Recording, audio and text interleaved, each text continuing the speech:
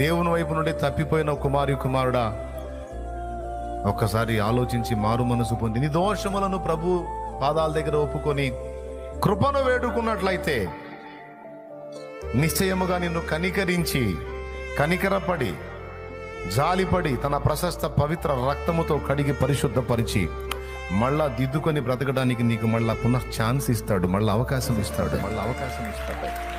చెప్పండి, దారి తప్పిన సహోదరులకు చెప్పండి, దిగజారిపోయిన సహోదరులకు చెప్పండి, దేవుడు ఇంకా నిన్ను ప్రేమిస్తున్నాడని చెప్పండి, ఇంకా నీ కోసం ఎదురు చూస్తున్నాడని చెప్పండి. ఇంకా కనికరం కలిగిన కళ్ళతో నీ కోసమే ఎదురు చూస్తున్నాడు సోదరి, సోదరుడాన్ని ప్రకటించండి.